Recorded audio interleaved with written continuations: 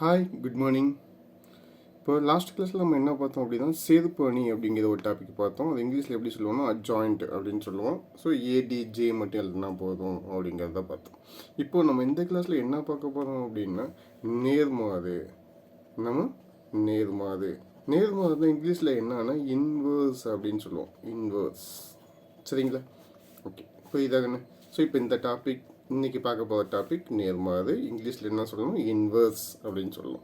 அப்போ ஃபார்முலா நம்ம லாஸ்ட் கிளாஸ்லேயே பார்த்தோம். நேர்மாறுனா என்ன ஃபார்முலா? ஏன்னு ஒரு மேட்ரிசஸ் எடுக்கிறோம், அதாவது ஏங்கிற ஒரு அணி எடுக்கிறோம், அது இன்வர்ஸ் கண்டுபிடிக்கணும் அப்படின்னா is equal to 1 determinant A into adjoint ஏ அப்படின்னு சொல்லணும். ஓகேங்களா? A inverse is equal to 1 determinant A into adjoint A. ஓகேங்களா? ஓகே இப்போ நம்மளுக்கு தெரியும் டிட்டர்மினன்ட் எடுக்க தெரியுமா? 2/2க்கு தெரியும், 3/3க்கு தெரியும், ஆமாவா? ஓகே அட்ஜாயிண்ட் A எடுக்க தெரியுமா? அட்ஜாயிண்ட் ஒரு ஏங்கிற மேட்ரிசஸ் கொடுத்தாங்கன்னா அட்ஜாயிண்ட் கண்டுபிடிக்கணும். 2/2 கொடுத்தா தெரியும், அதே போல் 3/3 கொடுத்தாவும் தெரியும். அவ்வளோதாங்க. ஸோ இது ரெண்டுத்தையும் கண்டுபிடிச்சிட்டு இங்கே அப்ளை பண்ணால் அதுதான் நம்மளுக்கு என்னென்னா இன்வர்ஸ் அப்படின்னு தெரியும். ஓகேவா? ஸோ எக்ஸாம்பிள்ஸ் கொஞ்சம் பார்க்கலாமா? நம்ம ஏற்கனவே பார்த்தா அதே எக்ஸாம்பிளே கொஞ்சம் பார்க்கலாம். இப்போ உங்களுக்கு ஹோம் ஒர்க்காக சொல்லியிருப்பேன். அப்போ ஏஸ் ஈக்குவல் டு -3 4 6 2 இப்படி ஒரு மேட்ரிசஸ் இருக்குது. இந்த மேட்ரிசஸ் இருக்கும்போது இதனுடைய நேர்மாறு கண்டுபிடி அப்படின்னு கேட்கலாம். எனில் ஏ இன்வர்ஸ் என்ன அப்படின்னு கேட்கலாம். ஓகேவா? ஸோ அப்போ ஏ இன்வர்ஸ் கண்டுபிடிக்கணும் நமக்கு என்ன ஃபார்முலா தெரியும்?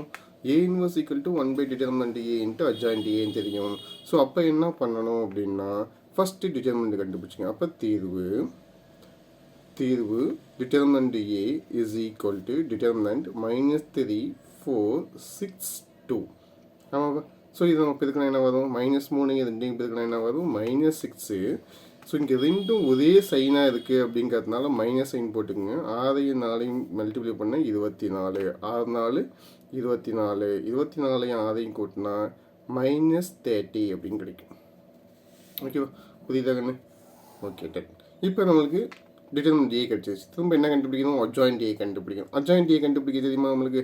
Adjoint A is equal to நமக்கு என்ன தெரியும்? இது 2/2 மேட்ரிசஸ். இந்த இடத்த மாற்றிக்கணும், முதன்மை மூலைவிட்டத்தோட இடத்த மாற்றிக்கணும். மெயின் டயக்ராமோட பிளேசஸை ரீப்ளேஸ் பண்ணிக்கணும், இதோடைய சைனை ரீப்ளேஸ் பண்ணிக்கணும். ஓகேவா? அப்போ -3 2 அப்படிங்கிறது எங்கே வரணும்? இந்த 2 இங்கே வந்துடும். ஆமாவா? அப்போ 2 இங்கே -3ன்னு போட்டுக்குங்க. இங்கே அதோடைய சைன் +4ன்னு இருக்குது, அப்போ -4ன்னு போட்டுக்குங்க. இங்கே +6ன்னு இருக்குது, அப்போ -6. ஓகேங்களா? அப்போ A inverse is equal to formula தெரியுமா? 1 டிட்டர்மினன்ட் ஏ. டிட்டர்மினன்ட் ஏவுக்கு பதிலாக என்ன இருக்குது? -30 அப்படின்னு இருக்குது, அதை அப்படியே வச்சுக்கோங்க. இன்ட்டு அட்ஜாயிண்ட் ஏ. அட்ஜாயிண்ட் ஏ என்ன கண்டுபிடிச்சிருக்கோம்? 2 -4 -6 -3 இவ்வளோ இருக்குமா? இதுதான் என்னென்னா ஏ இன்வர்ஸ். ஓகேங்களா? ஸோ இதே போல் இங்கே மற்ற எல்லா சம்முக்கும் பண்ணலாமா? உங்களுக்கு ஹோம்ஒர்க் கொடுத்த எல்லா சம்முலையுமே இதேபோல் 2/2 இருக்கும், 3/3 இருக்கும். ஸோ அங்கே எல்லா சம்முக்குமே ஏ இன்வர்ஸ் கண்டுபிடிங்க.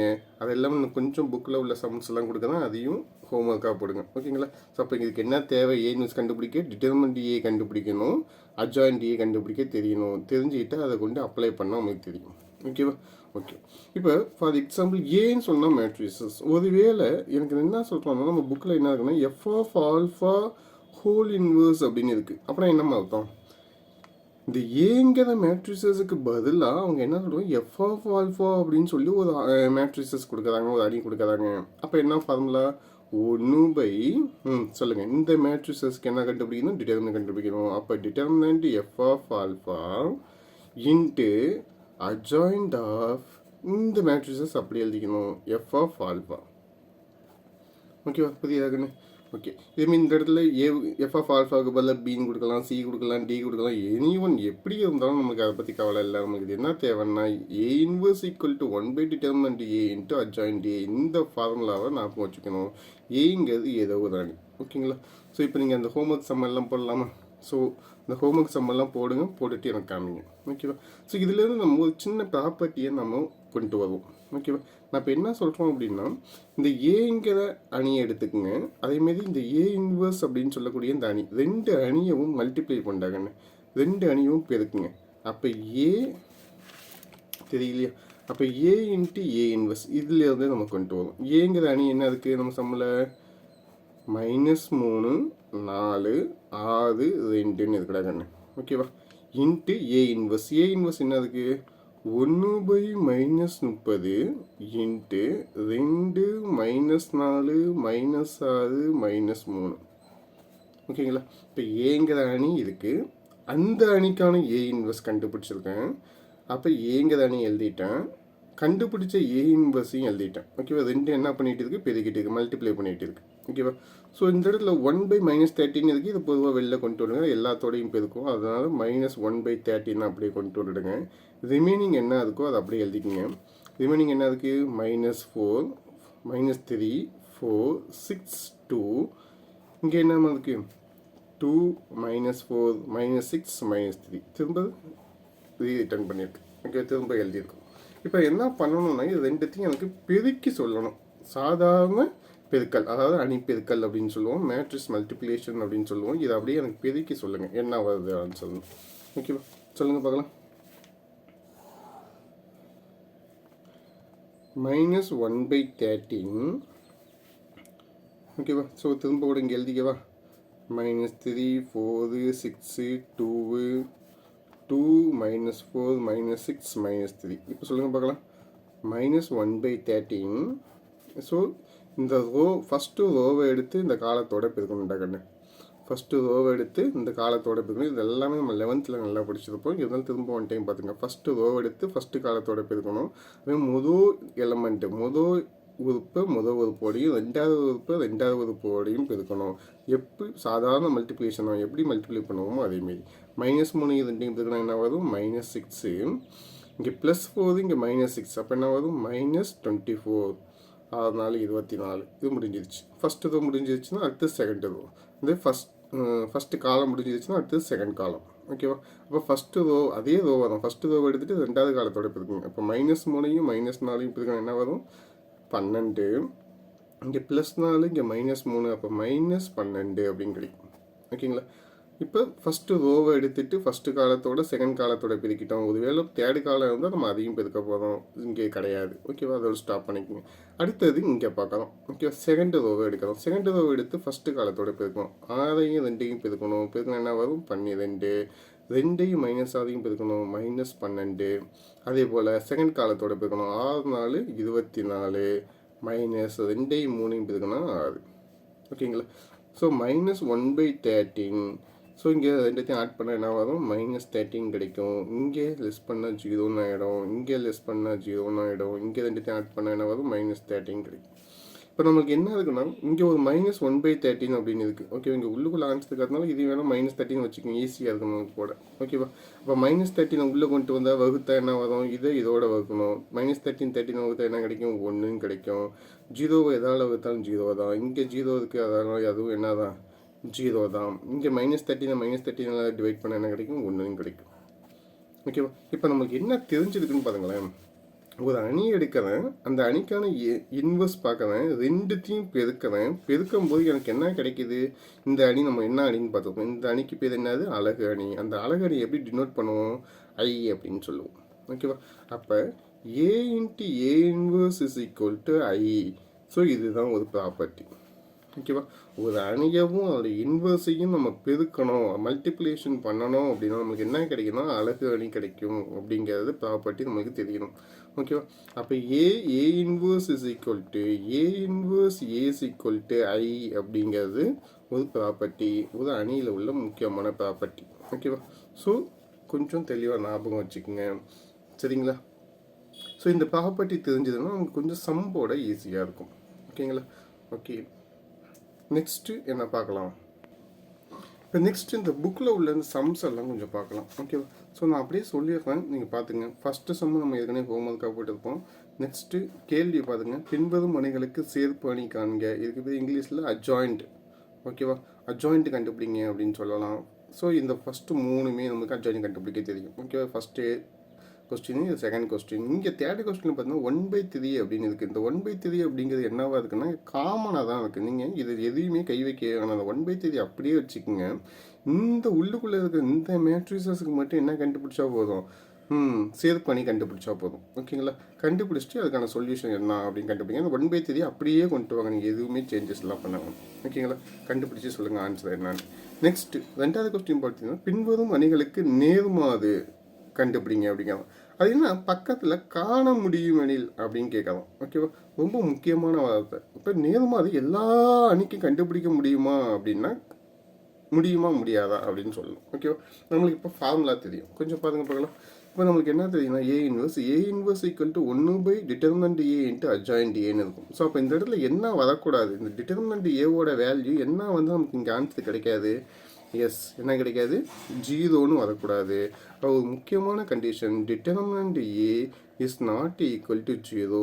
அவள் determinant A not equal to 0ன்னு சொன்னால் மட்டும்தான் நம்மளால் என்ன கண்டுபிடிக்க முடியும், நேர்மாறு காண முடியும், இன்வர்ஸ் கண்டுபிடிக்க முடியும். ரொம்ப முக்கியமான வார்த்தை. ஓகேவா? டிட்டர்மினன்ட் வந்து என்ன இருக்கணும், நான் ஜீரோவாக இருக்கணும்.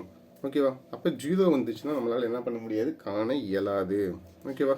ஃபைண்ட் அவுட் பண்ண முடியாது அப்படிங்கிறது தெளிவாக ஞாபகம் வச்சுக்கணும். ஓகேவா? ஒருவேளை டிட்டர்மினன்ட் ஏ 0ன்னு வந்தால் நம்ம ஈஸியாக சொல்லிடலாம், காண இயலாது அப்படின்னு சொல்லிடலாம். அப்போ நேர்மாறு காண முடியும் மீனிங் புரியுதா? அப்போ determinant A not equal to 0 அப்படி வந்துச்சுன்னா இந்த வேல்யூஸ் இந்த மேட்ரிசஸ் ஃபுல்லாக நேர்மாறு கண்டுபிடிங்க. நேர்மாறு கண்டுபிடிக்க தெரியுமா, டிட்டர்மினன்ட் ஏ கண்டுபிடிக்கணும், அட்ஜாயின்ட் ஏ கண்டுபிடிக்கணும். ஓகே, நம்ம ஏன்னு வச்சுக்கிட்டா ஒருவேளை இதுக்கு நேம் வேறு கொடுத்தீங்கன்னா அதுக்கு தகுந்த கண்டுபிடிக்கணும். ஓகேவா? இப்போ தேர்டு கொஸ்டின் பாருங்க. எஃப் ஆஃப் ஆல்ஃபா அப்படிங்கிறது ஒரு மேட்ரிக்ஸ். ஏவுக்கு பதிலாக எஃப் ஆஃப் ஆல்ஃபான்னு சொல்லியிருக்கோம். அப்போ இந்த சம்மு வந்து ஆல்ஃபாவால் இருக்கு. அதனால இந்த ஃபங்க்ஷன் எஃப் ஆஃப் ஆல்ஃபா அப்படின்னு அவன் சொல்லியிருக்கான். ஏனில் F of alpha whole inverse equal to F of minus alpha அப்படின்னு சொல்லி கண்டுபிடிக்கணும். நமக்கு தெரியுமா, ஒரு மேட்ரிசஸ் இருக்குது, அதுக்கு ஏ இன்வர்ஸ் கண்டுபிடிக்கணும் அப்படின்னா அப்போ டிட்டர்மினன்ட் எடுக்கணும், அட்ஜாயின்ட் எடுக்கணும். கண்டுபிடிச்சி இது ஒரு பக்கம் வச்சுக்கோங்க. அடுத்தது எஃப் ஆஃப் மைனஸ் ஆல்ஃபா இதுக்கு ஈக்குவலாக இருக்குன்னு சொல்லணும். அப்போ என்ன அர்த்தம், இது வந்து ஆல்ஃபானா என்ன அர்த்தம், எஃப் ஆஃப் ஆல்ஃபா மீன்ஸ் ஆல்ஃபாவாலான ஃபங்க்ஷன். எங்கெல்லாம் ஆல்ஃபா இருக்கோ அங்கெல்லாம் மைனஸ் ஆல்ஃபான்னு சொல்லி இந்த சம்மில் ஃபுல்லாக அப்ளை பண்ணுங்கள். அப்ளை பண்ணால் நமக்கு என்ன கிடைக்கும் அப்படின்னு பாருங்கள். ஓகேவா? ஃபார் எக்ஸாம்பிள் இப்போ நானே சொல்லவா, இப்போ இந்த சம்மில் என்ன இருக்குது, எஃப் ஆஃப் ஆல்ஃபா அப்படின்னு இருக்குது. ஓகே, நான் என்ன பண்ணுறோம், மைனஸ் ஆல்ஃபான்னு போடுறோம். மைனஸ் ஆல்ஃபான்னு போட்டால் என்ன கிடைக்கும், cos of minus alpha 0, sine of minus alpha 0 1 0 minus sine of minus alpha 0 cos of minus alpha. இப்போ இந்த சம்மில் எங்கெங்கெல்லாம் ஆல்ஃபான்னு இருக்கோ அங்கெல்லாம் மைனஸ் ஆல்ஃபா அப்படின்னு சொல்லி அப்ளை பண்ணிக்கலாம். ஓகேவா? இப்போ நமக்கு தெரியும் ஃபார்முலா நமக்கு என்ன தெரியும், cos of minus theta equal to cos theta அப்படின்னு தெரியும். Sine of minus theta equal to minus sine theta அப்படின்னு தெரியும். ஓகேவா? இது வந்து இரட்டைப்படை சார்பு, இது ஒற்றை சார்பு அப்படின்னு தெரியும். ஓகேவா? இரட்டை சார்பு, இது ஒற்றை சார்பு, இது ஈவன் ஃபங்க்ஷன், இது ஆட் ஃபங்க்ஷன் அப்படின்னு தெரியும். அப்போ காஸ் ஆஃப் மைனஸ் ஆல்ஃபான்னு எப்படி எழுதிக்கலாம், காஸ் ஆல்ஃபான்னு எழுதிக்கலாம். இது 0 தான், பிரச்சனை இல்லை. சைன் ஆஃப் மைனஸ் ஆல்ஃபா எப்படி எழுதிக்கலாம், மைனஸ் சைன் ஆல்ஃபான்னு எழுதிக்கலாம். இப்போ இங்கே 0 தான், இங்கே 1, இங்கே 0 அப்படி எழுதிக்கலாம். இங்கே sine of minus alpha value நமக்கு என்ன கிடைக்கும், மைனஸ் சைன் ஆல்ஃபான்னு கிடைக்கும். ஆல்ரெடி இங்கே வெளியில் ஒரு மைனஸ் இருக்குது. அப்போ மைனஸ் இன்ட்டு மைனஸ் என்ன ஆகிடும், ப்ளஸ் சைன் ஆல்ஃபா அப்படின்னு கிடைக்கும். அந்த ப்ளஸ் கூட போட தேவையில்லை. ஆமாவா? அடுத்தது 0, cos of minus alpha value cos alpha. So F of minus ஆல்ஃபாவோட வேல்யூ நமக்கு என்ன கிடைக்குது, இதுதான் கிடைக்குது. அப்போ இதனோட இன்வர்ஸ் என்ன தான் கிடைக்கும், இந்த வேல்யூ கிடைக்கணும். ஓகேவா? நம்ம டிட்டர்மினன்ட் எடுக்கணும், அட்ஜாயின்ட் எடுக்கணும். கண்டுபிடிச்சோன்னா நம்மளுக்கு இதே ஆன்சர் கிடைச்சிருச்சுன்னா ஈக்குவலாக இருக்குது. எனக்கு காட்டுக்கன்னு அவன் சொல்லறதுனால கண்டிப்பாக இதுதான் ஆன்சர் வரும் அப்படிங்கிறது நம்ம தெளிவுபடுத்திக்கலாம். ஓகேவா? போட்டெல்லாம் ஹோம்ஒர்க்காக போடுங்க பார்க்கலாம். அது கொஸ்டின் நம்பர் 4 பாருங்களேன்.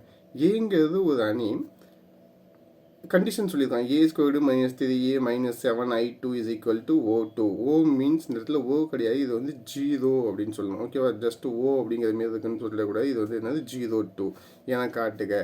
இதன் மூலம் ஏ இன்வர்ஸ் அப்படின்னு கண்டுபிடிங்க. அப்போ ஏங்கிற ஒரு அணிக்கு சொல்லியிருக்கான், நேரடியாக ஏ இன்வர்ஸ் கண்டுபிடின்னு சொல்லலை. இதேமாரி ப்ரூஃப் பண்ணுங்க. ப்ரூஃப் பண்ணதுக்கப்புறம் இந்த டேர்மில் இருந்து ஏ இன்வர்ஸ் கண்டுபிடிங்க அப்படின்னு சொல்கிறோம். ஓகேங்களா? ரொம்ப முக்கியமான வார்த்தை. இது நமக்கு தெரியும். ஏ ஸ்கொயர்டுன்னா என்னன்னு தெரியும், ஏ இன்ட்டு ஏ அப்படின்னு தெரியும். மைனஸ் 3a, ஏவோட 3 மல்டிப்ளை பண்ணுன்னு தெரியும். மைனஸ் 7 I2னா என்னது, அழகணியோட 7 பெருக்கணும். இது எல்லாத்தையும் சுருக்கணினா ஆன்சர் என்ன வருது, 0ன்னு வரும். ஓகேங்களா? இப்போ இதிலேருந்து ஏ இன்வர்ஸ் கண்டுபிடிக்கணும் அப்படின்னு சொன்னால் என்ன பண்ணணும் அப்படிங்கிறத பாருங்கள். ஓகேவா? ஸோ பாருங்கள் பார்க்கலாம். இப்போ நமக்கு தெரியுமா, A squared minus 3a minus 7i2 equal to 0 அப்படின்னு சொல்லி நிரூபிச்சிருவீங்களா?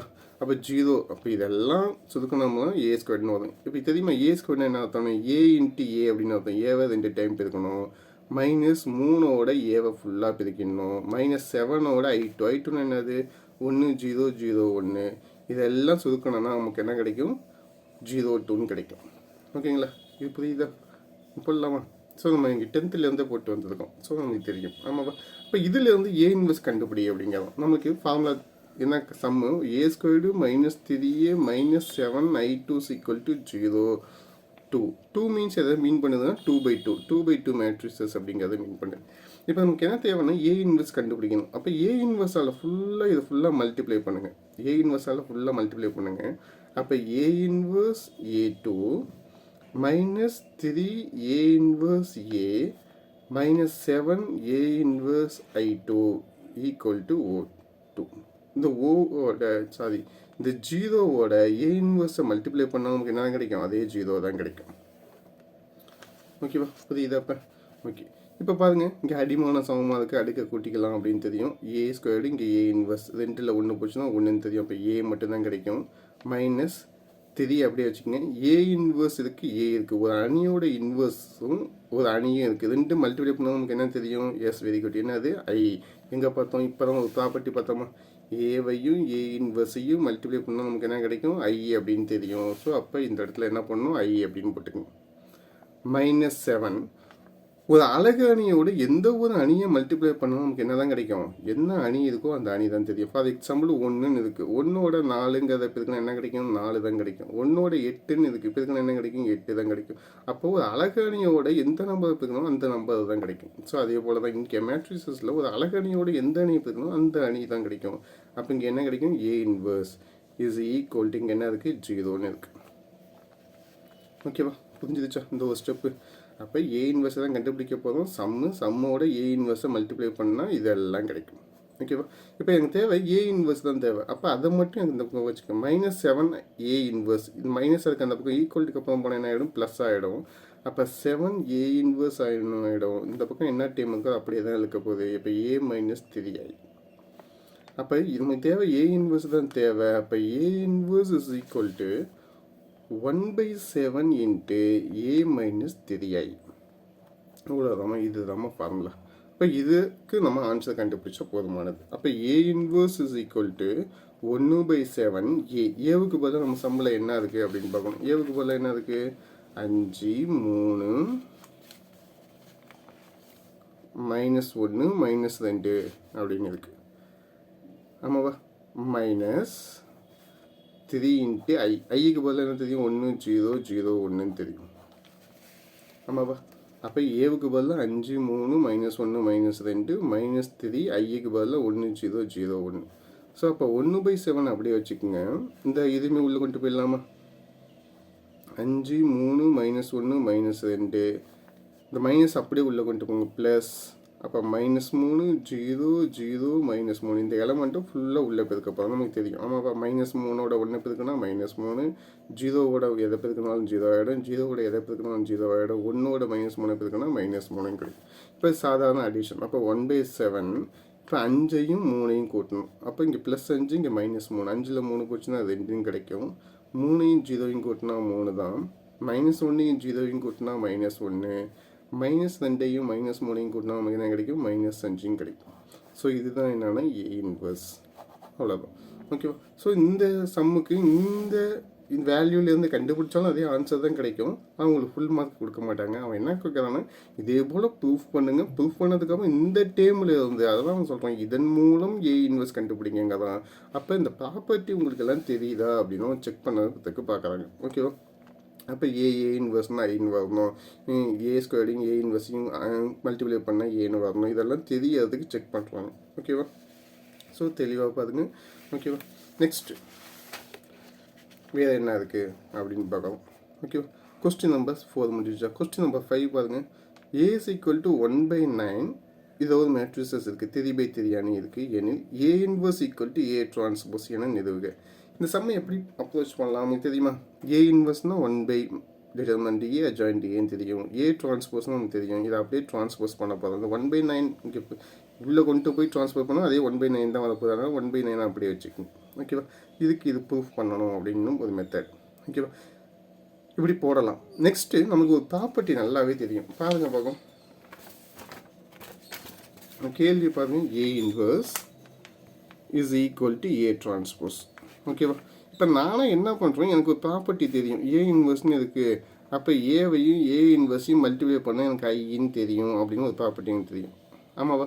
ஸோ அதனால் என்ன பண்ணுறோம், ரெண்டு பக்கமும் ஏவால் மல்டிப்ளை பண்ணுறோம். பண்ண என்ன வரும், A inverse is equal to A டிரான்ஸ்போஸ்னு கிடைக்கும். ஆமாவா? ஸோ நான் இந்த பக்கம் இங்கே மல்டிப்ளை பண்ணோம், அதே பக்கம் இங்கே மல்டிப்ளை பண்ண போகிறேன். ஓகேவா? ஏவையும் ஏ இன்வர்ஸ் மல்டிப்ளை பண்ணால் நமக்கு என்ன கிடைக்கும், ஐன்னு கிடைக்கும். Is equal to A transpose. So அப்போ இந்த சம்மை ப்ரூஃப் பண்ணுறதுக்கு டிட்டர்மினன்ட் கண்டுபிடிச்சி அட்ஜாயிண்ட் கண்டுபிடிச்சி அப்ளை பண்ணி அதுக்கப்புறம் ஏ டிரான்ஸ்போஸ் கண்டுபிடிச்சி ரெண்டுத்தையும் ஈக்குவல் அப்படின்னு சொல்கிறதுக்கு பதிலாக எனக்கு இந்த ப்ராப்பர்ட்டி ஞாபகம் வச்சுக்கிட்டு ரெண்டு பக்கமும் ஏவால் பெருக்க. ஓகேவா? இது பதமும் ஆமாவா? அப்படி பெருக்குனா A inverse equal to A transpose. A இன்வர்ஸோட வேல்யூ ஐன்னு தெரியும், ஏ டிரான்ஸ்போஸ். அப்போ இப்படி சொல்லி ப்ரூஃப் பண்ணால் போதுமா? ஏவையும் ஏ டிரான்ஸ்போஸையும் மல்டிப்ளை பண்ணி நமக்கு என்ன ஆன்சர் வந்தால் போதும், ஐன்னு கிடைச்சா போதும். ஆமாவா? ஸோ இதேமாரி ப்ரூஃப் பண்ணுங்கள், ஈஸியாக இருக்கும். நமக்கு எவ்வளோ ஷார்ட்டாக போட முடியும் அப்படின்னு பாருங்கள். நமக்கு ப்ராப்பர்ட்டிஸ் நல்லா ஞாபகம் இருந்துச்சுன்னா போடலாம். அப்படி இல்லைன்னா நீங்கள் 1 by 1 போடணும். அட்ஜாயின்ட்லாம் கண்டுபிடிக்கணும், டிட்டர்மினன்ட் கண்டுபிடிக்கணும், இது பெரிய வேலை. ஆமாவா? இப்படியும் கண்டுபிடிக்கலாம், இப்படியும் கண்டுபிடிக்கலாம். நீங்கள் வீட்டில் ஹோம் ஒர்க்காக இப்படியும் ட்ரை பண்ணி பாருங்கள், ப்ராப்பர்ட்டியும் யூஸ் பண்ணி பாருங்கள், ரெண்டு ஆன்சரும் எப்படி இருக்குன்னு பாருங்கள். உங்களுக்கு எது ஈஸியாக இருக்கோ அதை எக்ஸாமில் எழுதுங்க. ஓகேவா? ஸோ இந்த இடத்துல 1/9ங்கிறது பிரச்சனை இல்லை. 1/9 அப்படியே வச்சுக்கோங்க. ஏ அப்படின்னு தெரியும். ஏ டிரான்ஸ்போஸ்னால் நிறையவும் நிரலவும் மாற்றணும். அப்போ -8 1 4ன்னு இருக்கிறது எப்படி மாறும், -8 1 4ன்னு மாறும். நமக்கு அதெல்லாம் தெரியும். ஆமாவா? Okay, next question number 6. Question number 7 வரலையும் இன்றைக்கி முடிச்சிடலாம். ஓகேவா? கொஸ்டின் நம்பர் 6 பார்த்தோம் அப்படின்னா நமக்கு என்னது, ஒரு அணி. அந்த அணிக்கு என்ன கண்டுபிடிக்கிறோம்னா இப்படி ஒரு ப்ராப்பர்ட்டி சொல்கிறோம். இதுவும் ப்ராப்பர்ட்டி தான் ஞாபகம் வச்சுக்கோங்க. A into adjoint A is equal to adjoint A into A is equal to modulus A into I. அது 2னா 2/2 அணி, 3னா 3/3 அணி. அப்போ ரொம்ப முக்கியமான ஒரு ப்ராப்பர்ட்டி என்னன்னா, A into adjoint A is equal to adjoint A into A is equal to modulus A into I. I means என்னன்னா I/n, IN. அப்போ 2/2 3/3 தெரியும். ஸோ ரொம்ப முக்கியமான ப்ராப்பர்ட்டி. இங்கே ஏ இன்வர்ஸ் ஈக்குவல் டு ஐன்னு எப்படி கிடைக்குதோ அதே போல் அட்ஜாயிண்ட்டை வச்சு நம்ம பெருக்கும்போது நமக்கு என்ன கிடைக்குது அப்படின்னு பார்க்கணும்.